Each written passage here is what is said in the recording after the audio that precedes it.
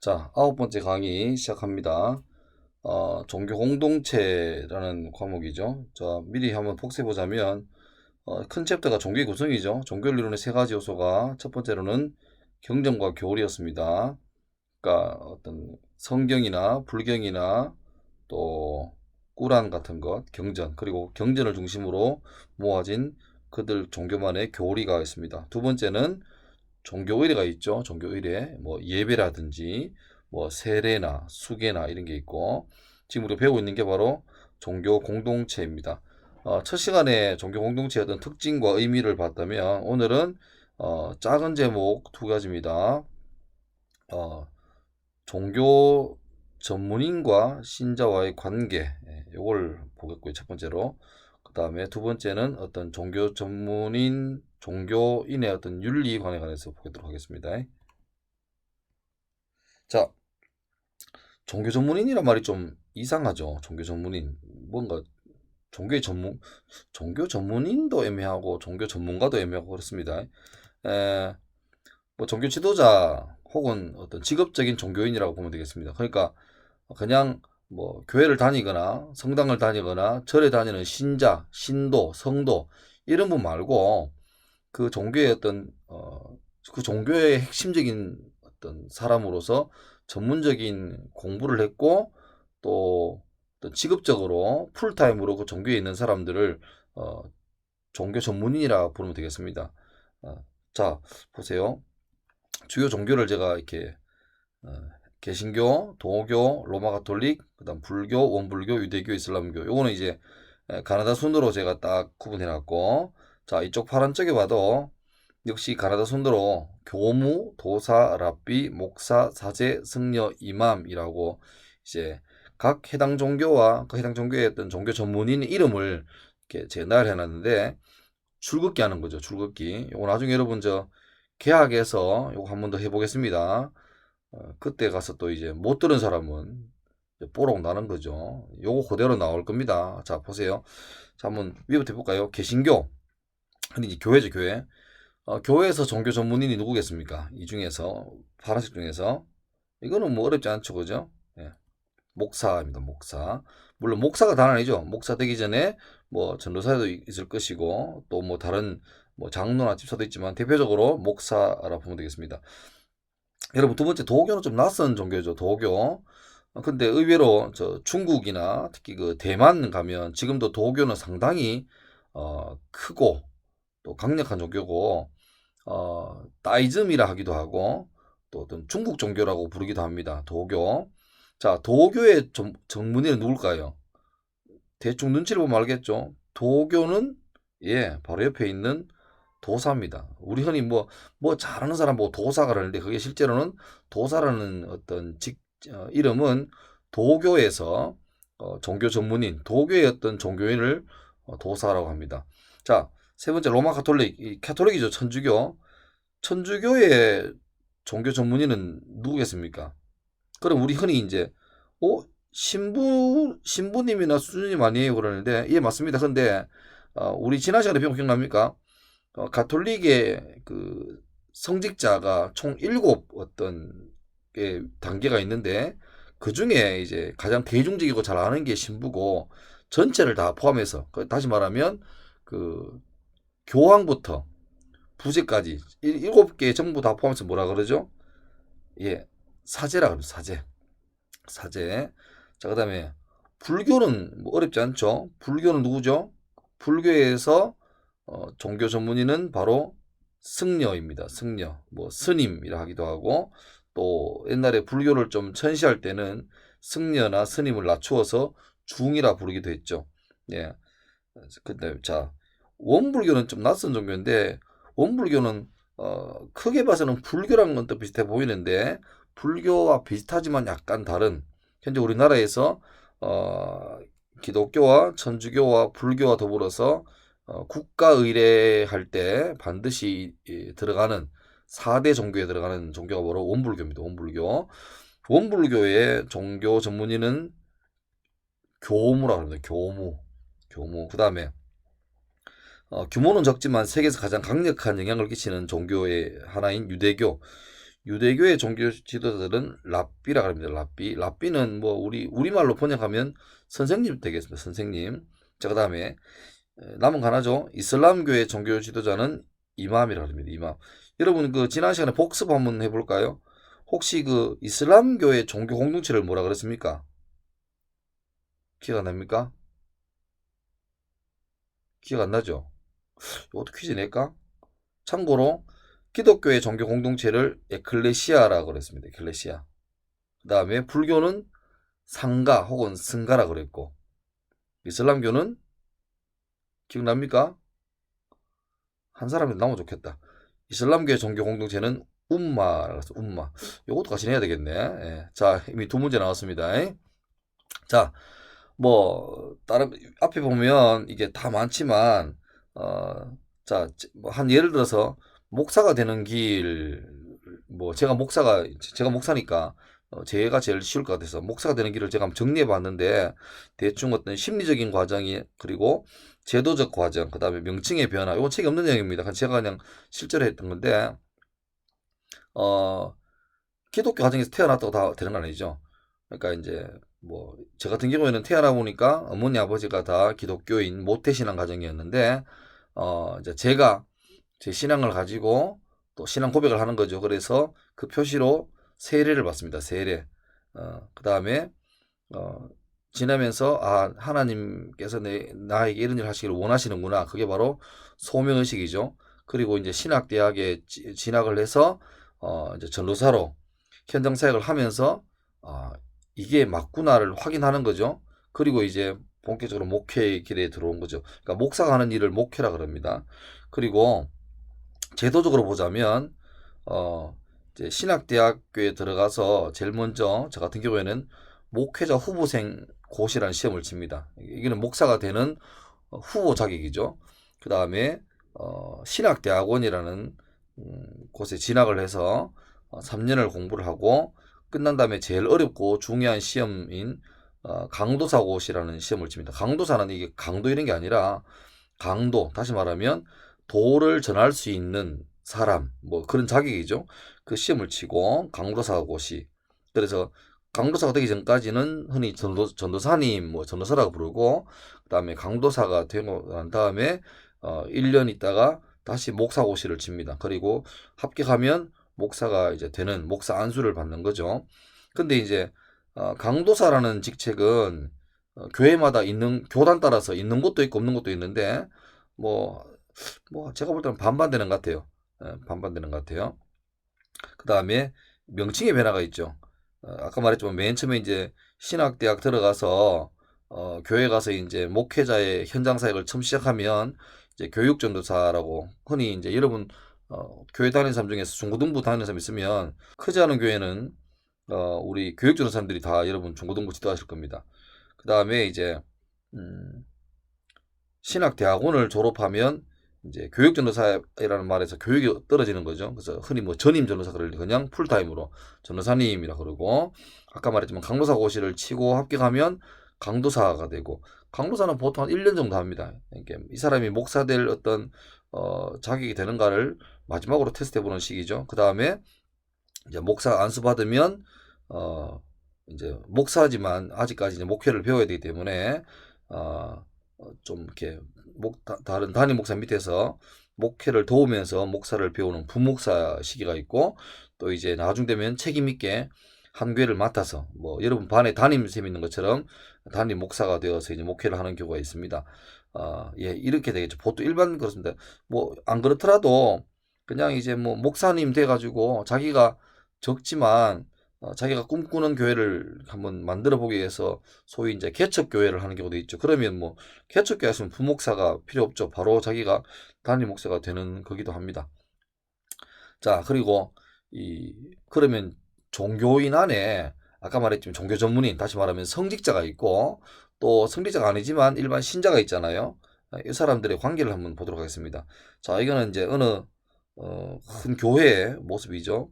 예배 드리는 모습을 뒤에서 찍은 사진인데, 여기 보시면 가운데 이제 뒷모습 보이는 손 들고 있는 분이 목사님이죠. 뭐 저 개인적으로 아는 목사님인데 목사님이고, 여러분 보시기에 왼쪽에 흰 옷을 입고 있는, 가운 입고 있는 분들이 아마 찬양대, 성가대이죠. 그리고 나머지는 다 성도들로 이렇게 있는데, 지금 이게 보통 우리 교회 가면 예배의 모습 중에 하나입니다. 물론 규모는 다 다르지만. 근데 그러면 여기 이제 앞에서 전체 예배를 이끌어가고 많은 신자들에게 어떤 자기가 지금 믿고 있는 종교의 어떤 교훈을 가르치고 하는 이 성직자와 또 그 따르고 배우는 신자들 간의 관계는 어떤가, 뭐 대충 한번 보자면, 이 종교 전문의는 자체 교육기관을 통해서 양성되는 경우가 많습니다. 예를 들면 저 같은 경우에도 그 신학대학교와 신학대학원이라는, 이거는 이제 뭐 자체 교육기관이긴 하지만 정식으로 우리나라에 등록된 학교죠. 예, 뭐 대학교도 마찬가지고 대학원도 마찬가지고 정식으로 이제 학위 과정이죠. 이것을 공부하면서 그 대학원을 졸업하면 그 해당 교단의 목회자로서 일할 수 있는 자격이 주어지는 거죠. 그래서 이제 어떤 그 교육을 통해서 양성되는 경우가 많습니다. 그래야 이제 어느 정도 종교적으로 또 어떤 일반적으로 검증이 되는 과정이 되는 거죠. 그 다음에 특별히 이제 종교인들은 일반인보다 훨씬 더 높은 수준의 윤리를 요구받습니다. 뭐 당연한 거죠. 제가 학교 교목인데 만약에 제가 입을 열 때마다 막 욕설을 한다든지 아니면 막 수업 들어왔는데 아직 그 전날 먹은 술이 덜 깨가지고 막 이렇게 있으면 여러분 이게 우리나라 고정관념에 큰 목사라는 사람이 이러면 안 되는 거죠. 그래서 훨씬 더 일반 사람보다 높은 수준의 윤리를 요구받기도 하고 또 어떤 성직자들은 스스로 그렇게 살아가야 되는 그런 약간 책임이 있습니다. 더 누가 보든 안 보든 간에 뭐 저 같은 경우에는 하나님이 나를 보고 있다는 믿음을 가지고 있기 때문에 누가 보든 안 보든 간에 항상 동일하게, 그러니까 많은 사람들이 보는 앞에서 하는 것처럼 동일하게 그렇게 행동하고 말하고 생각하는 그런 것들이 요구가 되는 거죠. 또 그런 걸 잘 해줘야 일반 사람들의 기대에 이제 충족시키는 거지. 그걸 못하고 하면 오히려 더 큰 실망과 지탄을 받게 되는 거죠. 불행하지만 최근에 몇몇 그런 얘가 있었죠. 뭐 그루밍 그래가지고 그거는 일반 사람이 그래도 안 되는데 어떤 성직자가 그러는 것은 욕을 들어 먹어야 되는 거죠. 근데 더 혹독하게 욕을 들어 먹는 이유가 뭐냐니까 그런 성직자들은 그렇게 일반적으로 훨씬 더 높은 수준의 윤리적인 어떤 기준을 요구받기 때문에 그렇게 되겠습니다. 그리고 요거 중요하죠. 보이지 않는 위계. 위계가 뭐냐 하면 질서입니다. 질서. 누가 더 높고 낮으냐. 공식으로 말하면 우리 흔히 잘못 생각하면 교회에서 제일 높은 사람은 목사 같고 또 뭐 제일 힘없는 사람은 그냥 뭐 어린이나 중고등학생 같은데, 성경적으로 제대로 말하면 똑같습니다. 모든 사람은 다 하나님 앞에서 동일한 어떤 가치를 가지는 사람이죠. 그 사람이 목사든 아니면 그냥 어린이든 똑같습니다. 그게 이제 만인 제사장설이라 그래서 위계가 없다. 근데 이제 막상 가보면 안 그렇죠. 이렇게 교인들이 성직자를 되게 존경해줘요. 저도 어디 가면 목사라 그러면 참 뭐 몸둘 바 모를 정도로 많이 존경도 받고 그렇게 하죠. 예, 그래서 은연중에 그런 위계가 있다, 없애야 된다는 것도 맞지만 동시에 또 어, 하나님 말씀을 대언하는 어떤 자기 종교적인 위치에서 교육을 해야 되고 본을 보여야 되고 어떤 지도자의 모습으로 세야 되는데, 만약에 그 사람이 말하는데 일반 신자들이 나는 그 말 뭐 안 들을 건데요, 뭐 혼자 말하세요 이래 버리면 이게 안 되는 거죠. 그래서 뭐 이렇게 많은 사람들이 앞에 선 성직자를, 종교 전문인을 존중해주고 또 존경합니다. 존경하고 그러면 제일 좋은 그림은 많은 사람들은 성직자를 존경해주고 그러면 성직자는 또 많은 성도들을, 신자들을 더 겸손하게 잘 섬기는 게 제일 좋은 그림입니다. 학교도 마찬가지예요. 우리 학교에서도 선생님들이 여러분을 정말 사랑해주고 존중해주고 위해주고 그걸로 끝나면 슬픈 거죠. 학생들도 선생님들을 존중해주고 자랑스러워해주고 하면 제일 좋은 그림이고, 제일 안 좋은 그림은 선생님들은 학생들을 원망하고 막 불평하고 학생들도 선생님 존경하지 않고 이건 제일 나쁜 그림이죠. 여러분이 어떤 공동체를 사느냐는 것은 여러분의 그 선생님과 여러분의 어떤 선택과 결정에 달려있다고 봐도 맞습니다.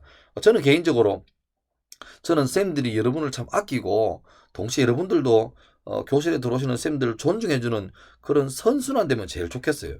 그거 되면 학교가 정말 재밌을 건데 그게 안 되면 서로 힘든 거죠. 예, 일단 여기까지 하겠습니다. 자,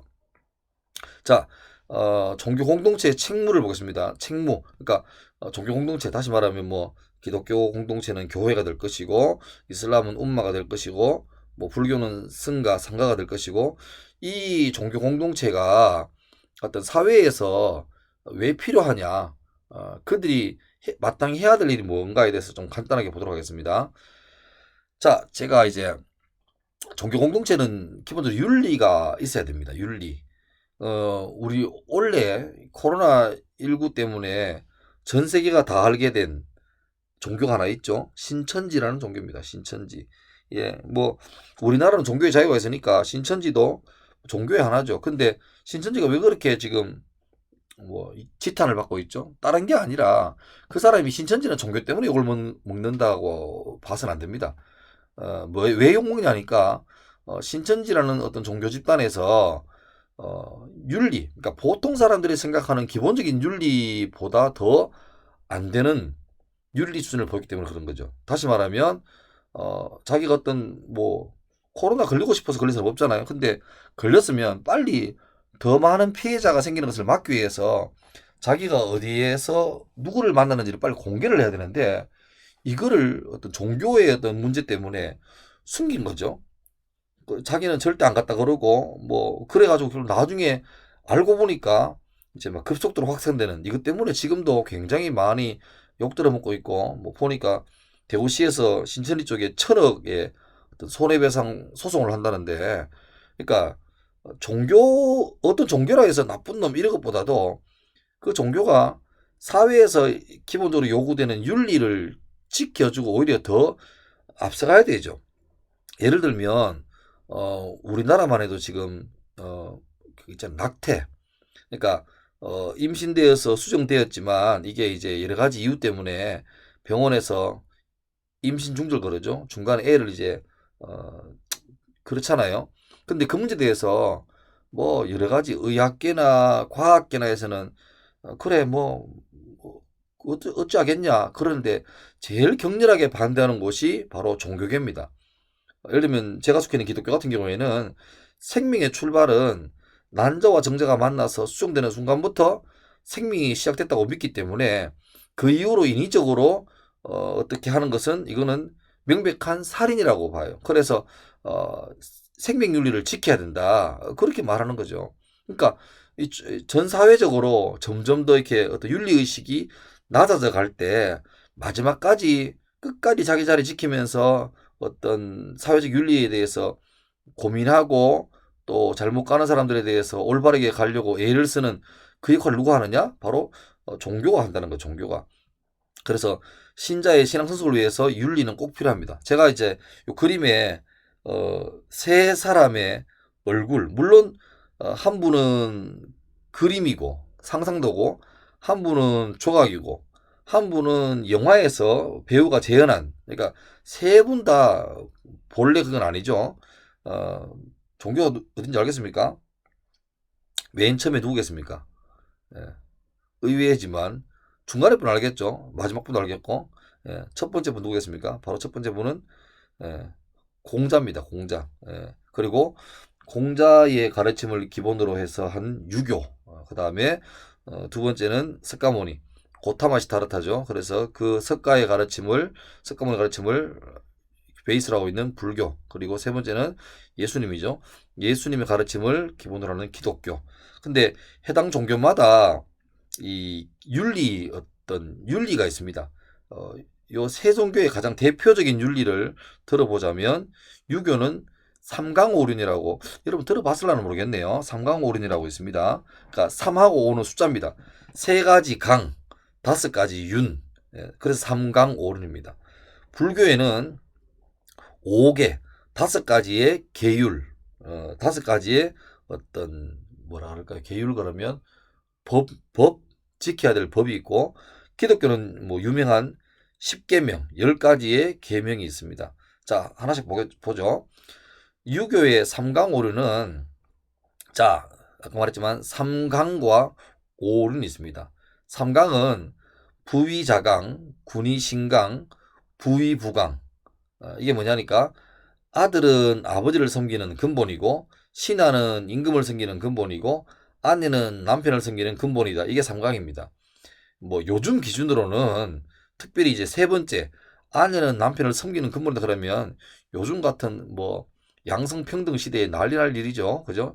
이거 그러니까 유교가 잘못 생각하면 참 옛날 어른들 꼰대들 뭐 이런 거 있잖아요. 에헴. 그리고 요즘 그 꼰대 인턴 저 즐겨 보는데 딱 그런 거 있잖아요. 그러니까 옛날에는 막 윗사람한테 깍듯하게 막 안녕하십니까 인사하고 하는데, 요즘은 자기 일 자기가 하고 간섭하지 않고 내 인생은 나의 것 욜로 뭐 이런 분위기잖아요.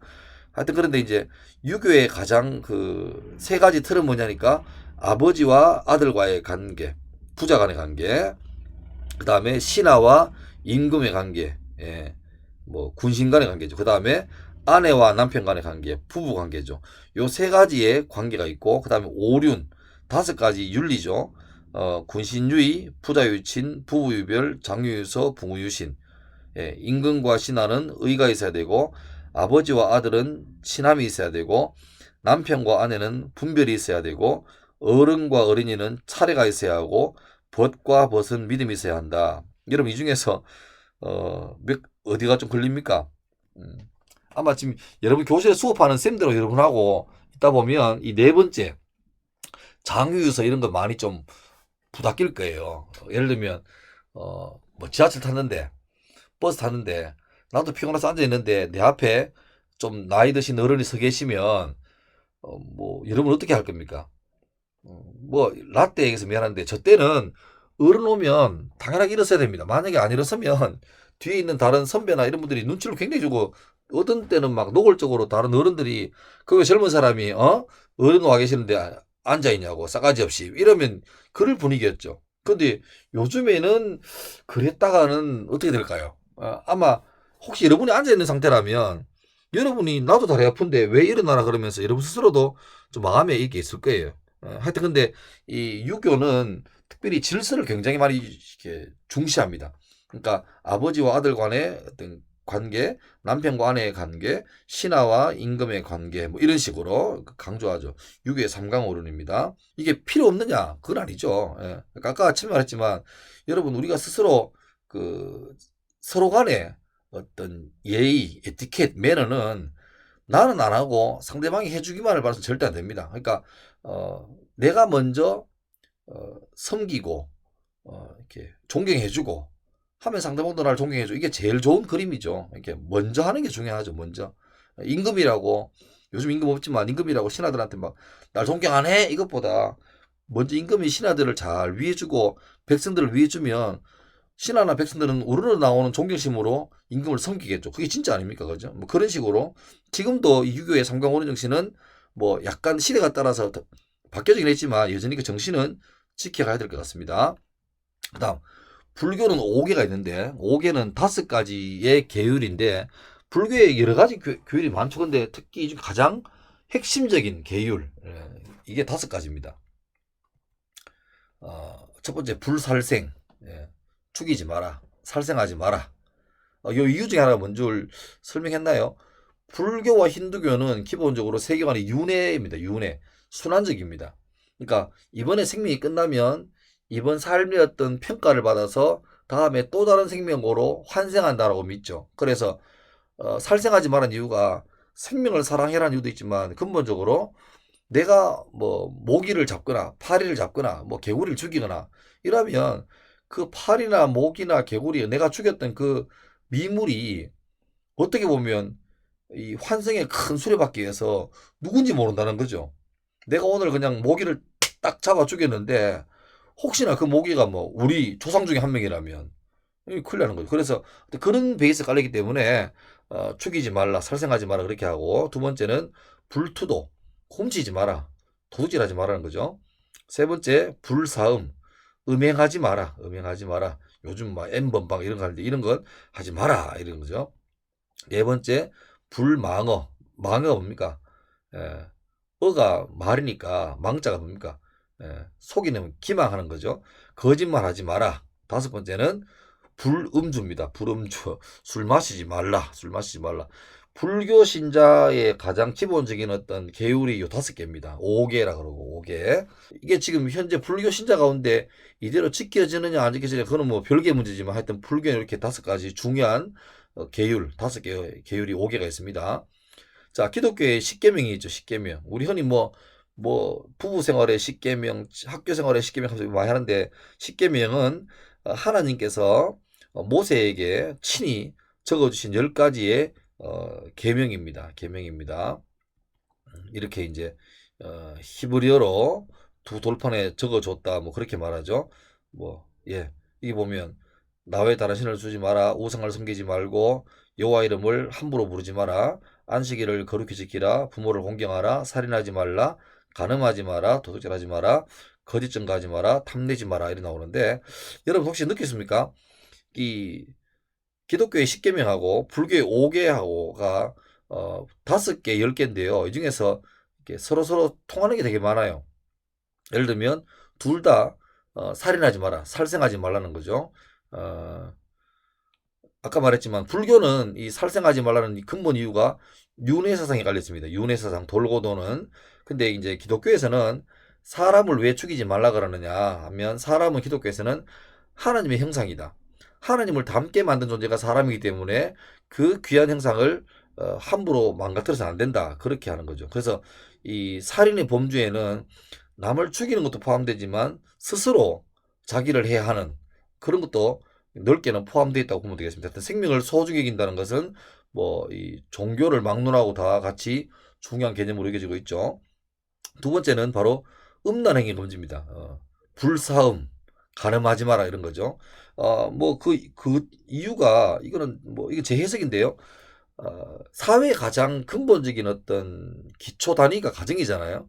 근데 음란행위라는 것은 뭐 바람 피거나 간음하거나 이런 거는 이 가정을 깨는 겁니다.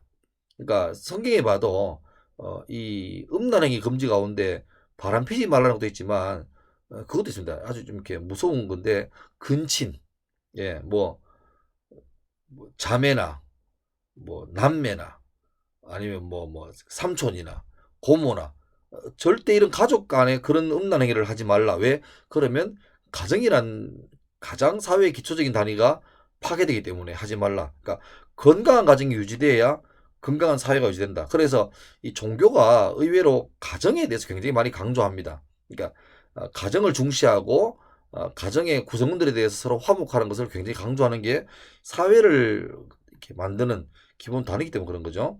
그 다음에 거짓말을 하지 마라. 그 다음에 도둑질 하지 마라. 이건 전부 다 역시 공동체를 유지하는 거짓말이 수시로 통용되고 도둑질이 어떤 법으로 제재되지 않으면 공동체 질서가 다 무너지는 거죠. 그래서 이 10계명과 5계를 보면 이런 여러 가지 이유 때문에 서로 비슷하게 같이 연계되어 있습니다. 다시 말하면 이런 거죠. 잘 들으세요. 기독교나 불교나 불교에 보면 적선하십시오라는 단어가 있습니다. 혹시 들어보셨나요? 그 거린들이 노숙하시는 분들이 이제 뭐 돈을 구걸하면서 한 푼 적선하십시오라는 말 하거든요. 적선이라는 단어가 불교 용어입니다.